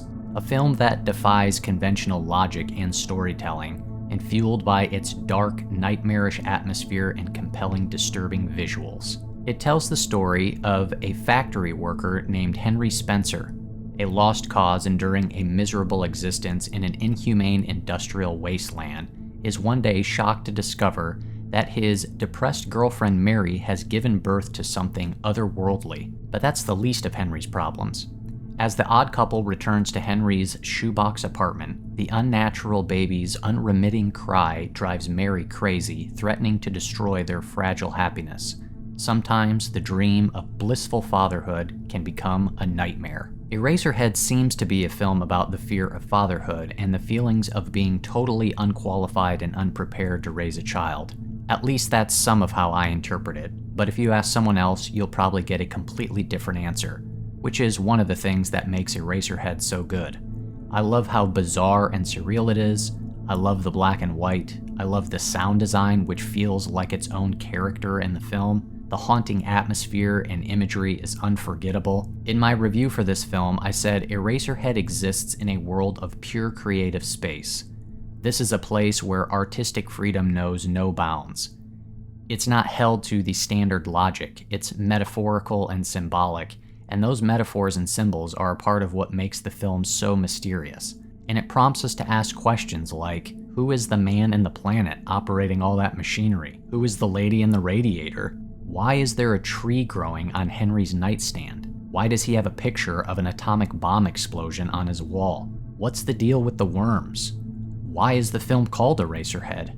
And how in the world did Lynch create that freaking baby? The questions are endless, but that's why I love this film. Inland Empire, released in 2006, starring Laura Dern, Justin Theroux, and Jeremy Irons. This 3-hour-long head trip inside the mind of David Lynch is a film that nearly defies explanation. The film's tagline, "A Woman in Trouble," says everything about the film and nothing about the film at the same time. In an attempt to give you a little bit more of what the film is about, it tells the story of Nikki, played by Dern, who is a fading movie star who just landed the lead role in the film On High in Blue Tomorrows. She soon discovers that it is a remake of an unfinished Polish production where the two lead actors were murdered. As Nikki gradually disappears into her complex role, Nikki's character, Susan Blue, starts to emerge from the pathways of her unconscious, creeping into her delicate consciousness. This blending sets in motion all kinds of unexpected horrors and strange experiences. This film is Lynch at his most Lynch. It's bizarre, confusing, frightening, disturbing, surreal, abstract, and absolutely captivating. I've been attempting to make a video on this film, doing a deep dive and offering my interpretation and explanation of it, but I still feel unprepared and unqualified to do so. I feel like I grasp some of what's going on, but there are portions of it where I'm still baffled and don't know what to make of it. It's an odd thing, because 99 times out of 100, when a movie confuses you, it's frustrating and you would describe that as a negative, but something about Lynch and his style is different. When I'm confused watching a Lynch film, I'm more engaged and more intrigued. I'm still utterly captivated even in my confusion. I don't know how he does it. I love this film, and no, I can't fully explain why, but I enjoy the experience and how it makes me feel while watching it. Perhaps it works on a subconscious level, but there's something about the story, the atmosphere, the way it constantly surprises you that I find so appealing. Laura Dern's performance is fantastic, and this film also contains perhaps the most haunting and nightmare-inducing image I've ever seen in any movie. If you know, you know. When asked about Inland Empire, Lynch refrained from explaining the film, responding that it is, quote, about a woman in trouble, and it's a mystery, and that's all I want to say about it. When presenting screenings of the digital work, Lynch sometimes opened with a quote from the adaptation of the Brihadaranyaka Upanishad, a Hindu text. Quote, "We are like the spider. We weave our life and then move along in it. We are like the dreamer, who dreams and then lives in the dream. This is true for the entire universe." I'll let you decide what you think all that means. All I can say to that is, welcome to the world of Inland Empire. Enter if you dare. Twin Peaks. This includes the original series, which ran from 1990 to 1991, the film Fire Walk With Me, released in 1992, and Twin Peaks The Return, released in 2017. Who killed Laura Palmer? That is the question that kicked off a TV series unlike no other. A series that has captivated people around the world for 35 years now. Little did we know is how unprepared we were to venture down the rabbit hole of insanity that question took us. Look, there's no other way to put this. This show is truly unlike anything else in existence. I feel like words don't do it justice. It has to be seen in its entirety to be believed. The show transcends explanation, and it's probably the best piece of television I've ever seen. How does one begin to describe this series? It's known for its genre-bending story involving horror, mystery, police drama, soap opera, fantasy, and the supernatural. It features an eclectic cast of characters as the show peers into the dark secrets of the town of Twin Peaks, located in the Pacific Northwest. It's one of the most bizarre and intricately plotted mysteries ever put on screen. It's a show that could only come from the mind of David Lynch. It's a world to completely immerse yourself and get lost in. The imagination and creativity are off the charts. It's weird, scary, surreal, beautiful, dark, sad, creepy, strange, funny. I could go on, but you get the point. It must be watched and experienced. Next, we come to Tier 7. Tier 7 is filled with films that can only be described as straight up weird. Most of these won't be typical mysteries. There are no crimes to be solved or killers to be discovered. The mystery in these films is in their unconventional presentation. These films are abstract, surreal, psychological, metaphorical, and just straight up weird. Naked Lunch, released in 1991, directed by David Cronenberg, starring Peter Weller, Judy Davis, and Ian Holm, based on the novel by William S. Burroughs. In the film, exterminator Bill Lee finds himself following his wife into an addiction to the bug powder he uses. After accidentally killing her, he descends into a hallucinatory existence in which he imagines himself a secret agent answering to a series of bizarre creatures. He channels his energy into writing reports on his delusional missions while trying to break his addiction. There's all sorts of bizarre stuff happening in this one. The lead character experiences insecticide-induced hallucinations and communicates to a giant talking beetle. His typewriter turns into an insect. There's a lot of other graphically violent content involving giant insect-like creatures. In fact, the story loosely reflects events in the life of author Burroughs as he wrote the novel. The shooting of the author's wife is not a fictional incident. William S. Burroughs did indeed accidentally shoot his wife Joan in the head in 1951 in Mexico in a, quote, William Tell stunt that went disastrously wrong. However, Mexican law at the time meant that Burroughs only served 13 days in prison for killing his wife. Holy Motors. This French film was released in 2012 and was directed by Leos Carax. This is sort of an experimental supernatural fantasy film. It stars Denis Lavant, who plays Mr. Oscar, a man who appears to have a job as an actor, as he is seen dressing up in different costumes and performing various roles in several locations around Paris over the course of a day, though no cameras or audiences are ever seen around him.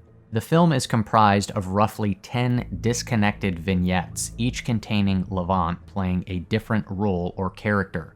In one, he plays an old woman beggar, another where he dons a motion capture suit and performs action sequences, another where he plays a gangster assigned to kill his doppelganger, and yet another where he plays a violent man who lives in the sewers of France and kidnaps a woman. And these are just some of the different roles that he plays. The film was highly praised for its unconventional and enigmatic narrative. Robbie Collin of the Daily Telegraph gave the film 5 stars, writing, quote, "It is a film about the stuff of cinema itself." And while I wasn't a huge fan of this film myself, I did, however, appreciate its originality and bold approach in how it presents its story. House. This Japanese film was released in 1977 and was directed by Nobuhiko Obayashi. House tells the story of Gorgeous, a schoolgirl who is distressed by the news of having a new stepmother. To cope, she chooses to spend her summer holiday with 6 of her classmates at the remote county house of her estranged Aunt Carrie. There, unbeknownst to them, Aunt Carrie is harboring a shocking secret. The girls soon come face to face with unfathomable forces of the supernatural as the ever-present demonic energy turns the dusty home into a treacherous death trap. A comedic haunted house story on acid is probably the best way to put this one. And this isn't really a mystery film, but honestly, it's just so bonkers I had to put it on here.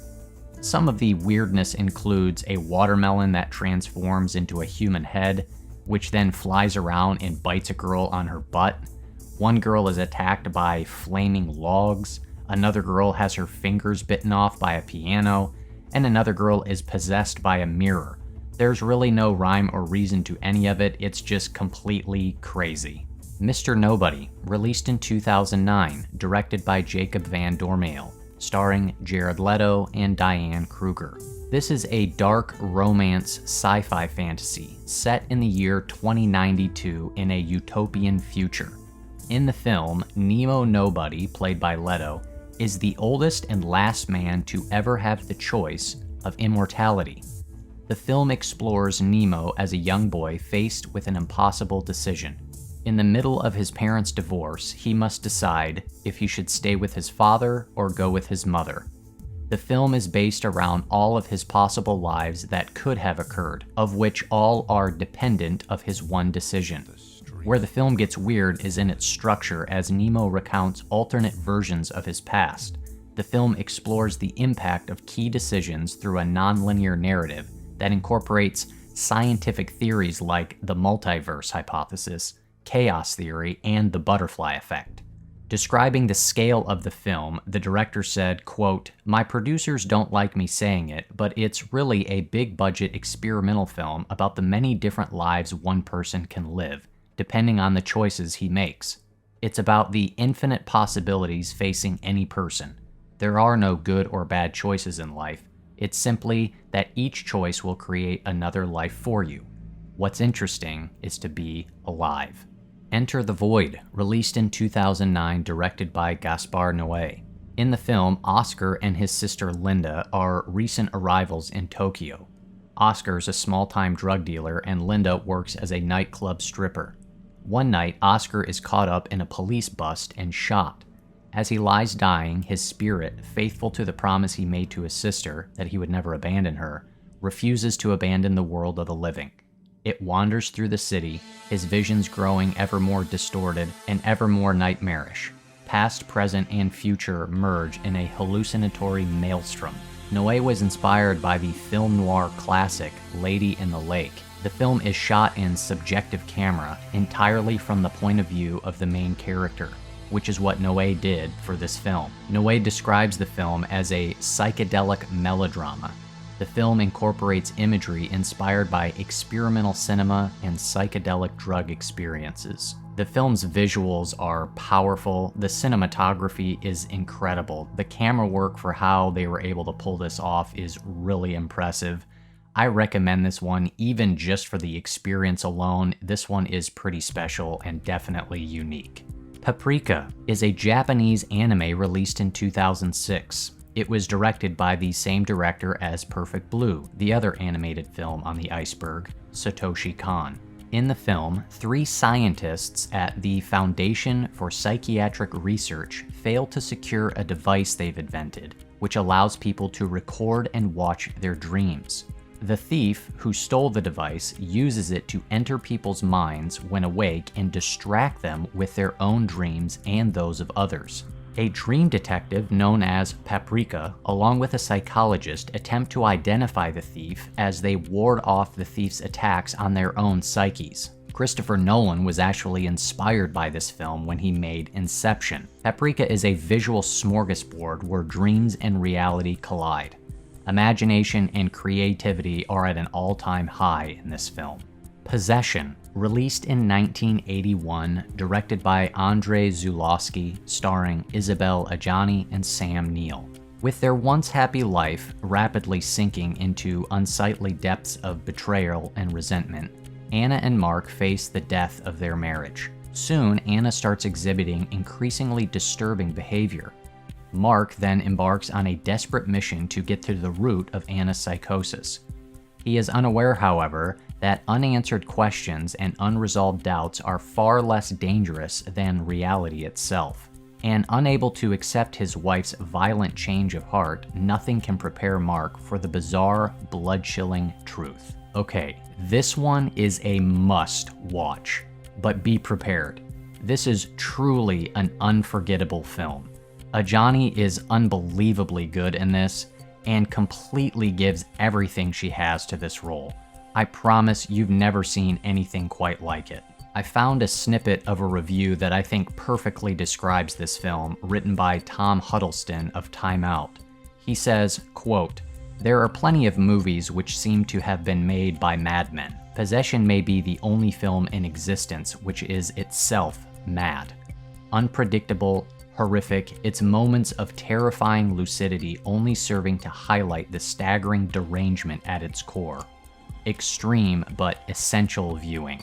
Actor Sam Neill has commented on the rigors of filming, quote, "I call it the most extreme film I've ever made, in every possible respect. And he, the director, Zulawski, asked of us things I wouldn't and couldn't go to now. And I think I only just escaped that film with my sanity barely intact." Again, I cannot recommend this one enough, and the mystery here is, like some of the other films on this tier, in really just deciphering what exactly is happening and what does it all mean.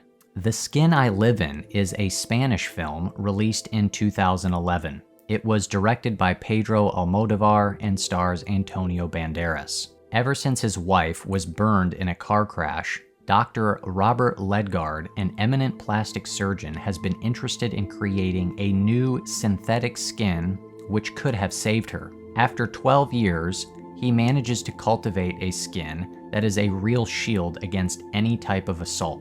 Soon, the scientific community starts growing skeptical of his work, and embedded in it all is a mysterious woman who holds the key to Ledgard's obsession and his past. The Skin I Live In is genuinely one of the most disturbing films I've ever seen, and I can't really get into why without discussing spoilers, but I'll say this.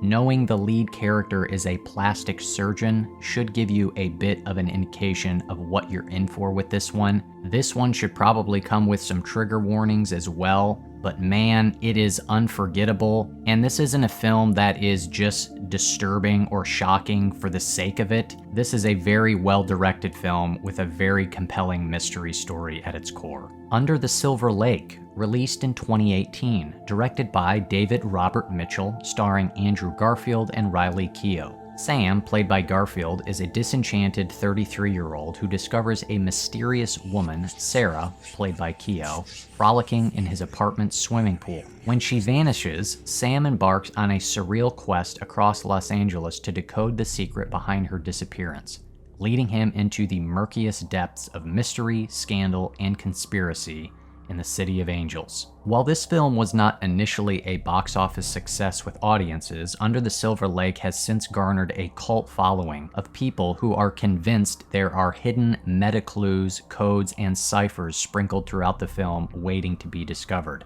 These include references to the mystery surrounding the identity of the dog killer, various different ciphers or codes, geocoding systems, and even analysis of fireworks in the film, connecting the sound pattern they emit to Morse code. In certain scenes in the film, there is graffiti that can be seen in the toilets and on a wall which are coded with a particular cipher. This one got a little convoluted for me, and so I wouldn't give it a strong recommendation.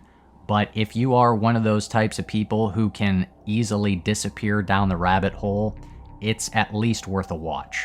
Enemy, released in 2013, directed by Denis Villeneuve, starring Jake Gyllenhaal in dual roles, Melanie Laurent, and Sarah Gadon.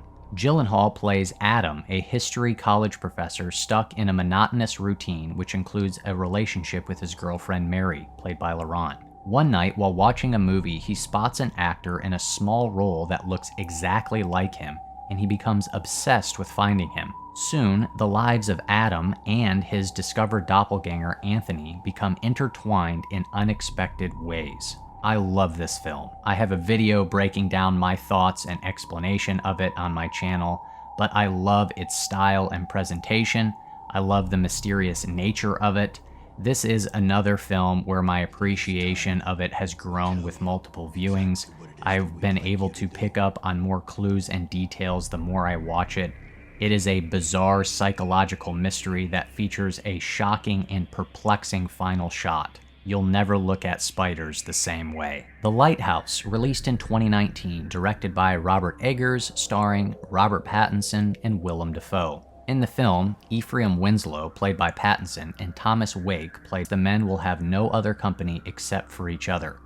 Not long into their job, and amidst a massive storm, the two men slowly give way to their hungers, desires, and is symbolic of Greek mythology, and there are many references about his past life during his interview. Wallace wakes up the next day, finding out Howe isn't the person he thought he was, discovering that he is a part of Howe's diabolically sinister plan. And I'm going to just keep this one short and sweet. There's no other way to put it. This movie is whacked out. You're either going to love it or hate it, but you will not forget it. This one is messed up.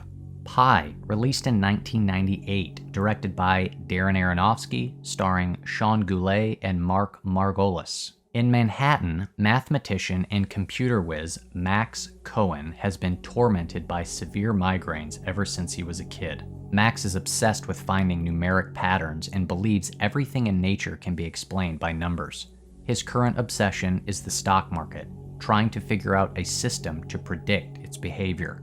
Due to his research, Max is chased by a Wall Street company with obvious interest in the results of his studies and by a Hasidic Torah scholar who believes that his long string of numbers is a code sent from God. Mathematics, conspiracy theories, hidden codes in the Bible, mysticism, paranoia, hallucinations, there's all sorts of stuff going on in this one. Aronofsky made the film for only $60,000, and no location permits were secured for any of the scenes filmed.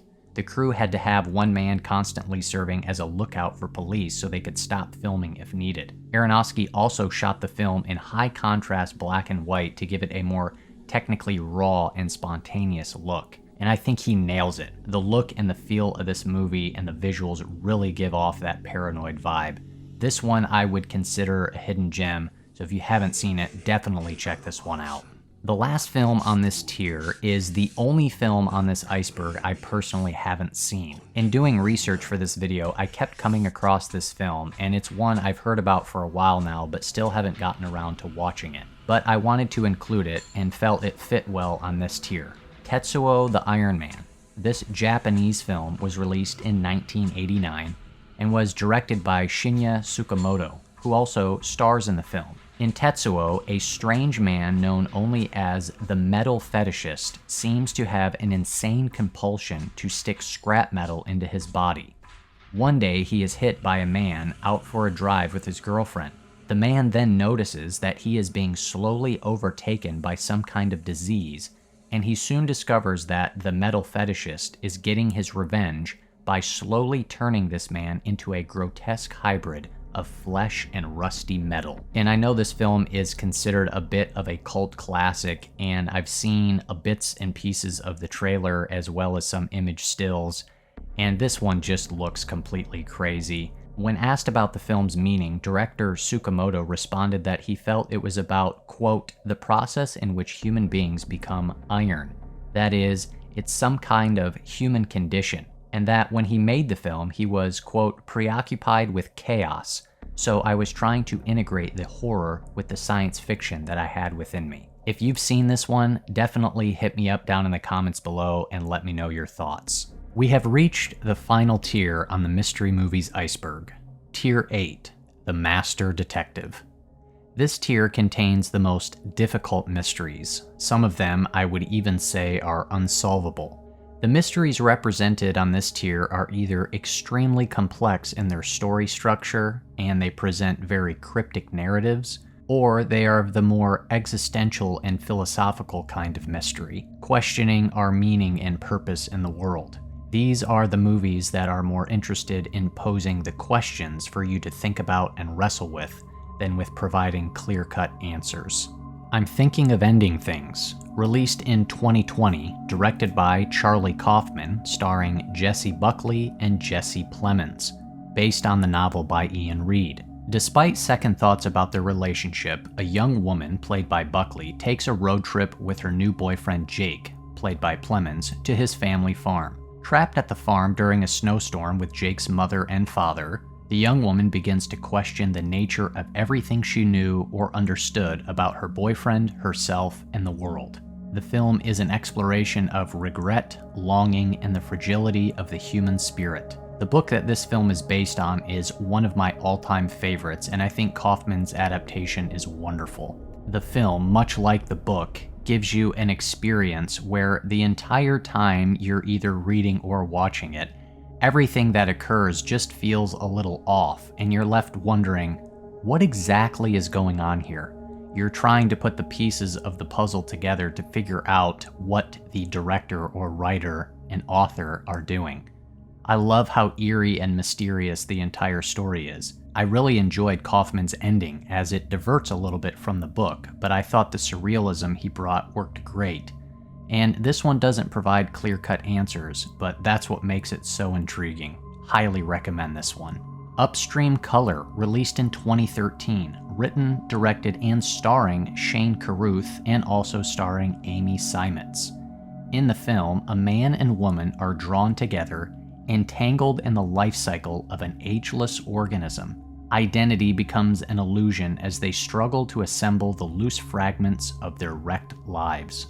The film begins with a man known as the Thief, who seems to be harvesting a type of larva for the peculiar effects it has on the human mind when ingested.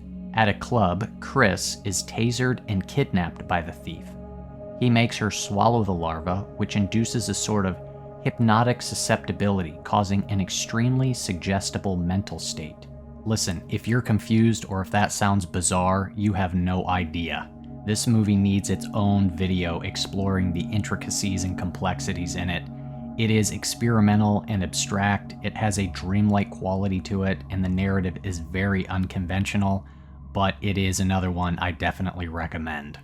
Certified Copy, released in 2010, directed by Abbas Kiarostami, starring Juliette Binoche and William Schimmel. In the film, James Miller, played by Schimmel, has just written a book on the value of a copy versus the original work of art. At a book reading, a woman, played by Binoche, gives him her address, and the next day they meet and take a countryside drive to a local Italian village. Here they discuss various works of art found in the town, and also the nature of their relationship, which gets more revealed and concealed as the day progresses.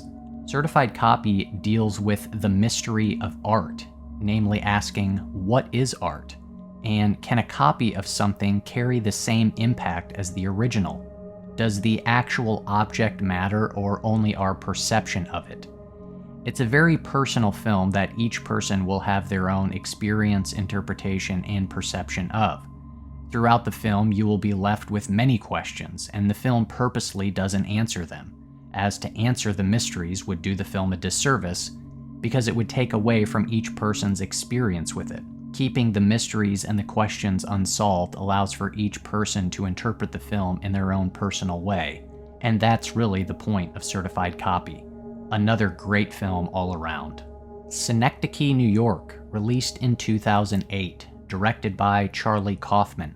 This surrealist psychological drama stars Philip Seymour Hoffman, Catherine Keener, Michelle Williams, and Samantha Morton.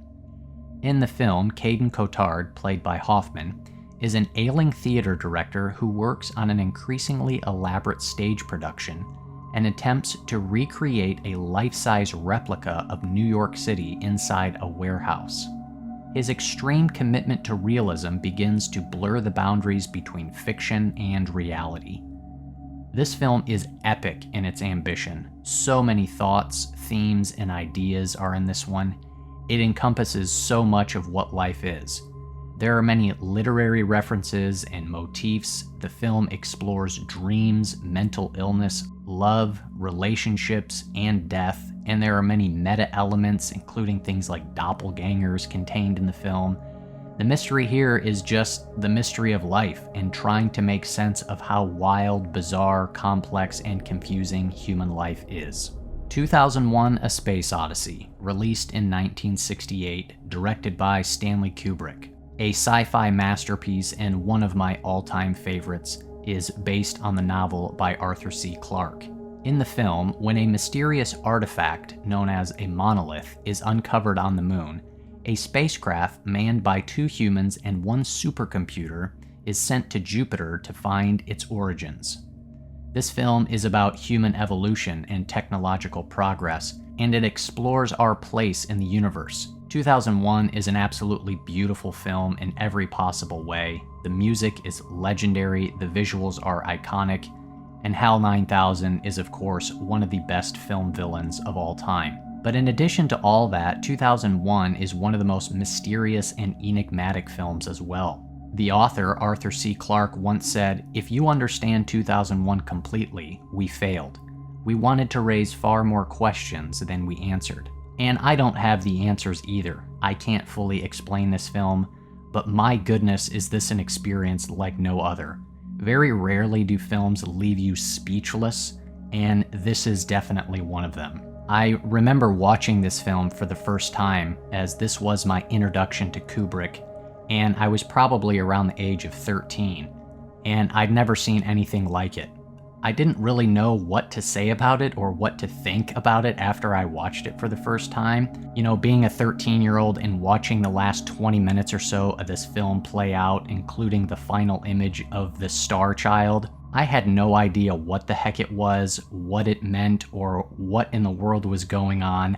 I didn't know what to make of it all, but I just knew it was something special, and I couldn't get the film out of my mind for days afterwards. There was something about it that made me want to return to it and investigate the mysteries contained within. And it's a film that I have continually come back to now for over 20 years. My appreciation for it has grown more and more over the years as I'm continually drawn back to its mysteries again and again. Holy Mountain is a Mexican film released in 1973. It was written, directed, and stars Alejandro Jodorowsky. In the film, a Christ-like figure wanders through bizarre and grotesque scenarios filled with religious and sacrilegious imagery. He meets a mystical guide who introduces him to 7 wealthy and powerful people, each representing a planet in the solar system. These 7, along with the protagonist, the guide, and the guide's assistant, divest themselves of their worldly goods and form a group of 9 who will seek the Holy Mountain in order to displace the gods who live there and become immortal. Okay, it is impossible to overstate how completely wild this film is. It is surreal and filled with religious symbolism and imagery. It contains fantasy and mystical and psychedelic elements. It's about as unconventional of a movie as you can possibly get. This is truly an original. I don't know what to make of it all, but I found it all quite compelling. So give it a watch and let your mind melt at the mysteries contained within. The Fountain, released in 2006, directed by Darren Aronofsky, starring Hugh Jackman and Rachel Weisz. The Fountain is 3 stories, told in the past, present, and future. In the past, a 16th century Spanish conquistador sets out to find the Tree of Life in order to save his queen from the Inquisition. In the present, we find a scientist struggling with mortality, desperately searching for the medical breakthrough that will save the life of his cancer-stricken wife, Izzy.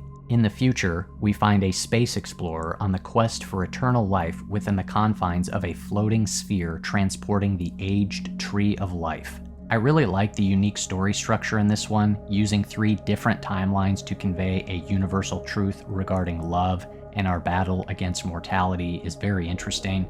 The visuals are beautiful. No CGI was used in the making of the film, as the visual effects for the future segment were achieved by recording chemical reactions in petri dishes. The film blends history, fantasy, and sci-fi in a compelling way. The film begins with a paraphrase of the biblical passage in Genesis chapter 3 verses 24 that reflects the fall of man. Hugh Jackman emphasized the importance of the fall in the film, saying, quote, "The moment Adam and Eve ate of the tree of the knowledge of good and evil, humans started to experience life as we all experience it now, which is life and death, poor and wealthy, pain and pleasure, good and evil. We live in a world of duality, and much of our lives are spent not wanting to die. That's what the movie's about." Under the Skin, released in 2013, directed by Jonathan Glazer, starring Scarlett Johansson. An alien entity inhabits the earthly form of a young woman who combs the roads and streets of Scotland in search of the human prey she came to plunder. She seduces her male victims in an otherworldly dimension where they are stripped and consumed. However, the complexity of existence begins to change the alien visitor. She begins to discover herself as human with tragic and terrifying consequences. Johansson's performance here is really good. She completely immerses herself into the role, and at times you kind of forget it's her. The atmosphere of the film is unsettling and eerie. I think part of what contributes to it is that some of the movie was filmed using hidden cameras, and in the moment, some of the people on screen didn't even know they were being recorded and didn't find out until after. It's just an all-around unique and bizarre film that deals with themes of identity and the human experience. Cloud Atlas, released in 2012, directed by Tom Tykwer and the Wachowskis, starring Tom Hanks, Halle Berry, and Hugh Grant, and it's based on the novel by David Mitchell. The story jumps between eras spanning hundreds of years until each storyline eventually resolves. Writings from characters in prior storylines are found in future storylines. Characters appear to recur in each era but change relationships to each other, suggesting reincarnation or other connection between souls through the ages. One of the most important aspects in movies for me is ambition. I'm willing to overlook plenty of flaws if the movie swings for the fences and tries something new and unique, and I don't think it's possible for a movie to be more ambitious than Cloud Atlas. The Tree of Life, released in 2011, directed by Terrence Malick, starring Brad Pitt, Jessica Chastain, and Sean Penn.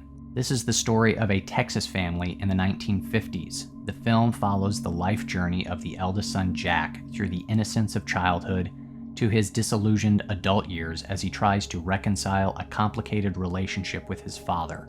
Jack finds himself a lost soul in the modern world, seeking answers to the origins and meaning of life while questioning the existence of faith. This is a very philosophical and religious film. It explores the biggest questions mankind can ask, and specifically, it looks at 2 of the major ways that mankind has looked at the world: the way of nature and the way of grace. The film is epic in scope, but it is also intimate and personal, and it's one of the most beautiful films I've ever seen. Stalker. This Russian film was released in 1979 and was directed by Andrei Tarkovsky. This is a dystopian sci-fi film that tells the story of 2 men and their guide, known as a stalker, who travel through a mysterious and forbidden territory in the wilderness called the Zone. In the Zone, nothing is what it seems, and there is said to be a bunker which contains a magical room. Only by following the stalker's lead can the 2 men hope to make it into the bunker and to the room. This is another one of my all-time favorites. It is a challenging and slower film that requires patience, but it has a hypnotizing beauty to it, and its themes and mysteries are very compelling. It's hard to put into words my experience I have with this film. It's an experience unlike no other. It's mesmerizing. The mystery here involves the human heart and what it truly desires. As in the film, the men are led to the mysterious room, and what makes this room so magical is that it is said to give one their deepest desires in their heart. And so the question remains, what do we as people truly desire? If you had the opportunity to receive the desires of your heart, would you want to, or would you be too afraid of what might be revealed? The room serves as a mirror into one's soul, and that is a scary thought. The Seventh Seal. This Swedish film was released in 1957 and was directed by Ingmar Bergman and stars Max von Sydow and Gunnar Bjornstrand. Returning home from the Crusades, Swedish knight Antonius Block finds the land ravaged by the Black Plague. Block finds that the people everywhere are living in fear, believing it is God's punishment and that the end has come. Block has lost his faith and is looking for answers, so when death comes to him and tells him it's his time, Block challenges death to a game of chess, and the outcome will determine his fate. The film deals with themes of faith, death, and the silence of God, as Block is a man who's lost his faith and he's seeking answers. In my opinion, this is one of the best religious films of all time, but it handles its themes in a way that isn't preachy. The title of the film refers to a passage of scripture in the book of Revelation chapter 8 in the Bible. It references there being silence in heaven, which again speaks to Block's crisis of faith and asking why God seems to be so silent. I love this film, and it's one I would say I have more of a personal connection to than most others. Persona, another Swedish film. This was released in 1966 and was also directed by Ingmar Bergman. It stars Bibi Andersson and Liv Ullmann. This is an avant-garde psychological mystery. The story revolves around a young nurse named Alma, played by Anderson, and her patient, a well-known stage actress, Elizabeth, played by Ullmann, who has suddenly stopped speaking. As they spend time together, Alma speaks to Elizabeth constantly, never receiving any answer. Alma eventually confesses her secrets to a seemingly sympathetic Elizabeth and finds that her own personality is being submerged into Elizabeth's persona. I've probably already said this about a different film on the Iceberg, but this, again, is truly one of the most enigmatic and mysterious films I've ever seen. I would say the mystery here is indecipherable and unsolvable, but oh so fascinating. I adore this film every time I watch it. This has to be one of the most debated movies in film history and probably one of the most widely interpreted as well. Bergman has said that although he had an idea of what the story meant, he would not share it because he felt that his audience should draw its own conclusions. He hoped that the film would be felt rather than understood. And I would agree. There's something about the experience this film provides that even though the mysteries are probably unknowable, I'm captivated by them nevertheless. Waking Life, released in 2001, directed by Richard Linklater. Waking Life is all about dreams. What are they? An escape from reality or reality itself?